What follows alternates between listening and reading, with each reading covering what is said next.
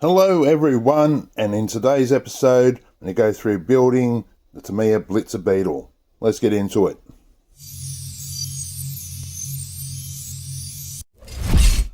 So just a quick look at the box. That beautiful Tamiya artwork. I've never had one of these specifically. On the side you've got some specifications. I did have the Bearhawk back in the day when it originally came out, which has never been re-released, so I wish I'd kept that car.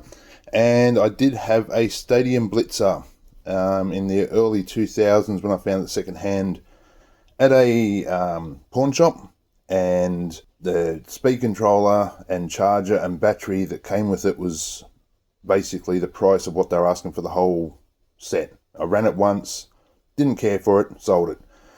So I've got an endurance race coming up, a vintage endurance race, and this is going to be one of the cars that I'm going to be running. So this will be just a very quick build through, and then at the end hopefully some running footage. Okay, getting the top off this lovely box. I have had a bit of a dig through, had to check a few things.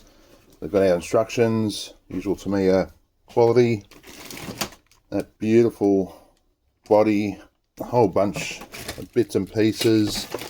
Where's the bag? There's our motor, even though it's going to get replaced with a torque tune for the event. Don't think there's a speed control with this one. Wheels and tyres, once again they'll be getting replaced for the specific type of tyre that where I'll be racing requires. So yeah, alright, this will be, as I said, this will be a quick one video build, just going over each step very quickly. So let's get into it. Okay, so step one is actually a step one, not charging the battery. So, okay, our gears all here, get this all put together. And for this first gear that goes in the deep one, find it easiest to put grease on that gear first, then drop the spacer on there and put more grease on that one, and then drop it all in the diff. And there's the diff, all complete and sealed up. That's step one. And step two is putting the first bits of the actual gearbox together. Okay, that's step two. Got the spur gear and idler gear combo in there. Of course, this car's getting ball raced. So on to the next step, which is closing up the gearbox. And here's the gearbox all sealed up. On to step 4, which is installing the pinion. Okay, here's the pinion gear attached. It does stick out quite a way.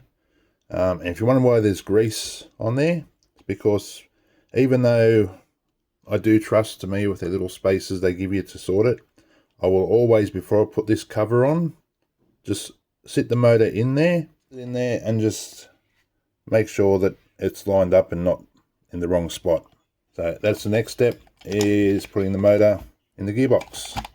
And there's the motor all attached nice and securely.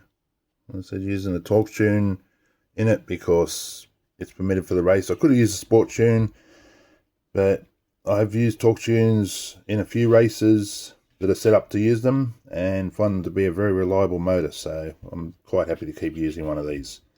Alright, on to the next step, which is step 6. Assemble the rear arms. Alright, so step 6 is halfway done. Done one arm. I just wanted to go through, a bit of light on there, the way I do this, as I said, for this endurance race, as I don't want anything coming apart. So first of all, if you have access, I used a hole reamer to make sure that the hole going through this part is absolutely clear of any burrs that could catch on this pin, the screw pin. Next, with this pin, it's got a bit of the spray alcohol. It's pretty much pure alcohol. I just sprayed it mostly on the screw part to make sure there is no residue and then just wipe it off with paper towel. This just gets rid of any oil or that's on that part, because you don't want that backing out. Make sure it's good and dry. So I can't get it really in here. It's an awkward place to try and do it. Then, now that we know that the thread's clean on this part, the hub will be sitting that way and the screw will be going in through this end. So what I'll do is get whatever grease you want to use and only squirt it in that hole. Just a bit, just what you need.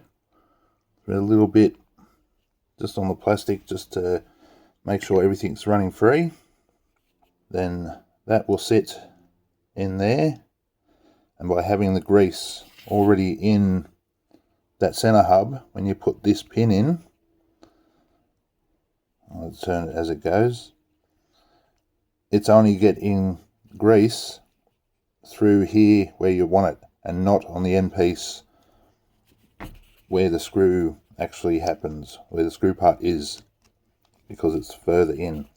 When you do these up, it's one of them by feel things, but just do it till it stops. Do not over tighten them, because the second you even half thread this, they're done for. So you can see here, hopefully there's a bit of grease on that pin sticking out there at the back.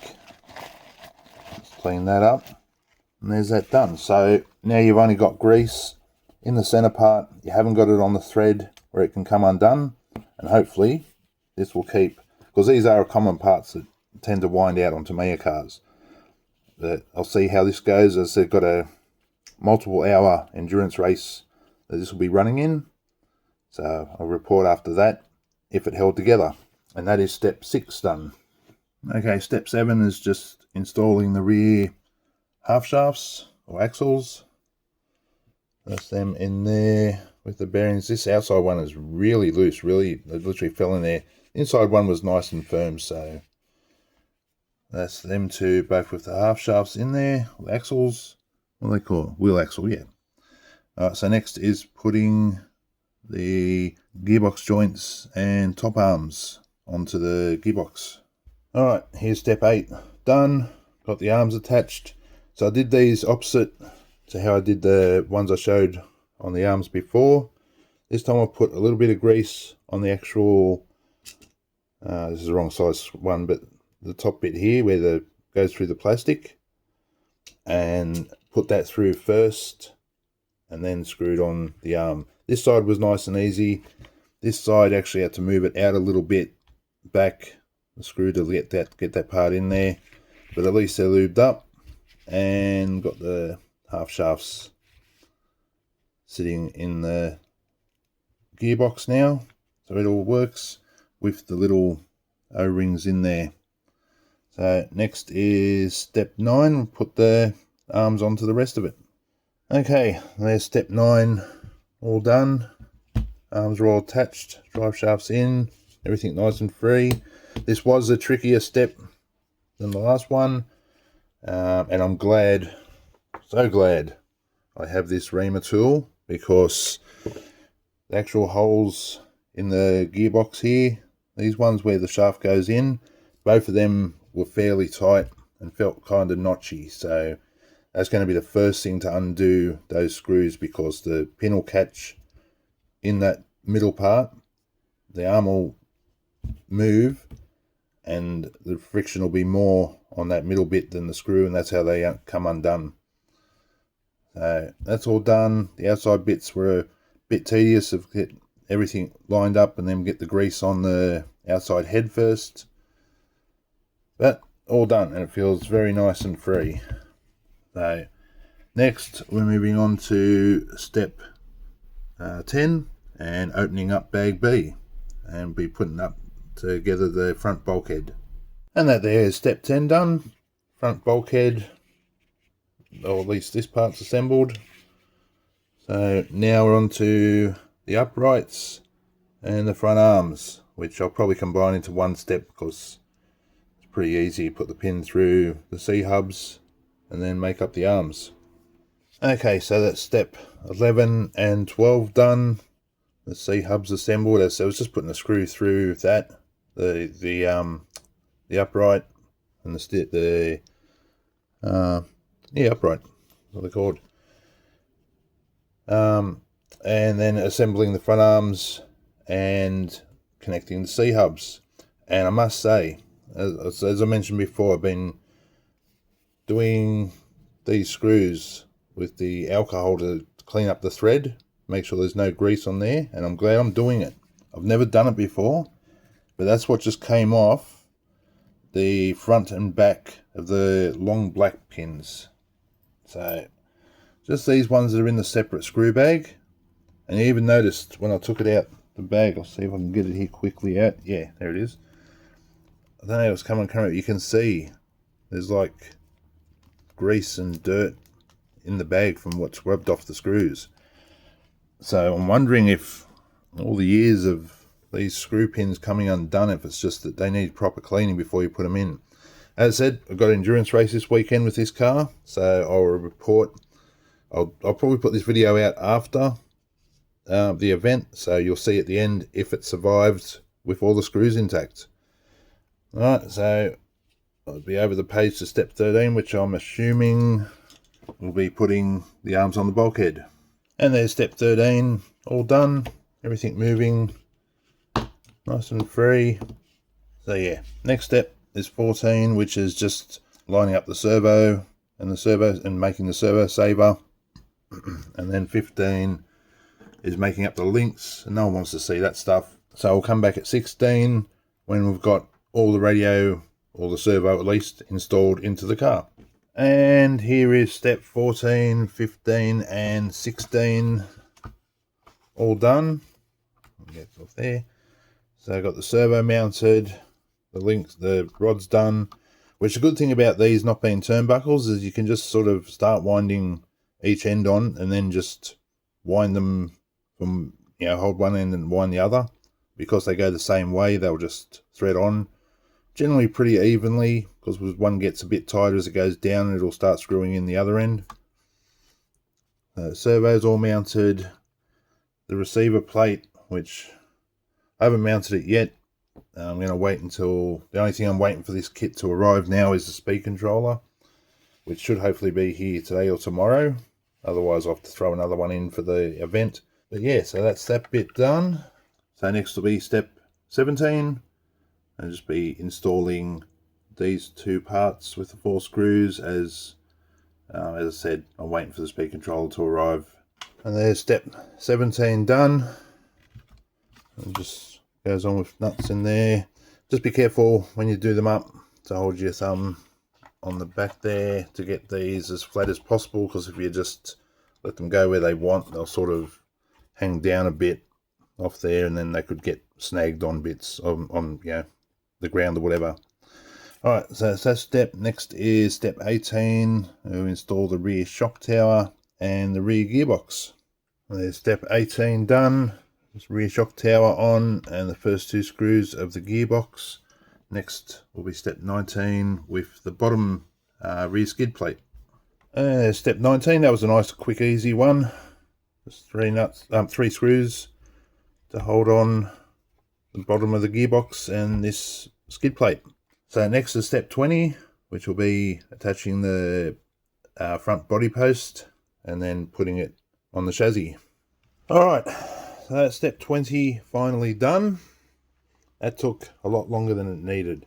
So I'm guessing this servo is a little bit taller than what Tamiya expected. And because of that, trying to get this front bit on was very difficult. It was like I was forcing the top on. And when you have to force something, that's normally a sign that something's not right. And what I found is that just in here, there's a bit of a curved section that goes inside where the servo, in front of the servo saver there. It's part of the structure to give it some rigidity and support. You can even see it from the other side. Yeah, you can sort of see one there. It's on an angle. But anyway, so there was one of them right in front of the servo saver, and I tested it. Once I put it together, I turned everything on.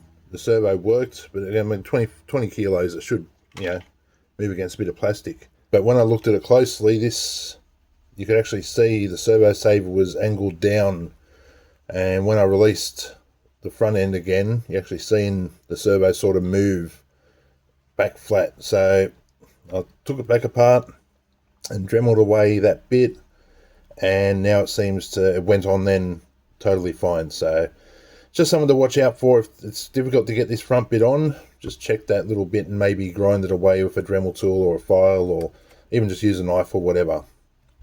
But as I said, that took way longer than it should have. So anyway, that's what you get for buying cheap servos. Next is step 21, the front bumper.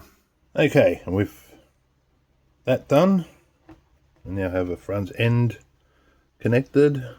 So that's step 21, the bumper's on. 22 through to 27 is building the shocks and putting them on. I'm sure everyone's seen building shocks before, and I'm not going to do every step. You know what it looks like. Probably the most fun will be installing these rear ones. Looks like there's a bit involved there. But anyway, I'll get that all done and be back when the shocks are on. Alright, so I kind of skipped that one there. The shocks went on. I mean, it's four screws either end with the bushing. Nothing big there. The rear body mounts, which sort of camouflage into the chassis, and then I just put on the wheels and tyres. So I have a working chassis, and I was quite glad to put on these kit tyres. They're only just for sitting it on the shelf or playing around, because Tamiya didn't put breather holes in the rims or the tyres. So I got to use my favourite tool. I tell you, this thing has come in so useful for so many times. For racing, you want to put air holes in your tyres, it's got the perfect little tool there. There's a shock shaft gripper, ball, eyelet thingy, so you can press them in and also take them out. And as well as a bunch of gripping tools for different size shocks and stuff like that. It is, yeah, been one of my favourite things ever since I got it. And to get to use it again, to put air holes in these tyres so they actually got some, they rebound and get air back into them, is fantastic. But it works, well, it rolls. So now I'll throw the body on just to get a look at that. And there it is with the body just sitting on it. I'm not going to rush this one. I do have a polycarbonate body that I'm going to use for racing, because I don't want to get this one wrecked. And this one will be done up as kit colours to save for a shelf queen with the kit tyres and wheels. And I've got, as I said, racing tyres and wheels for the race, and a polycarbonate body. So the next time you'll see this, which will be in a moment, will be it done with the polycarbonate body and racing tyres and ready to roll. And here it is all finished. So it's a very bright colour scheme, so I could easily see it on the track, and it stood out a bit. And trying a different paint colour that I wanted to try. See, you've got the carpet tyres on there for where I was racing, which, even though this has done the 3-hour enduro with it being carpet, there's a little nick there where it went over a marker. That's about it. The best part, all the screw pins throughout the whole car. This is after over an hour of racing and jumping and not having to touch any of them. So I think my little cleaning method has done its job, because yeah, that's a pretty good outcome. So thanks for watching. Remember to like and subscribe, and I'll see you in the next video.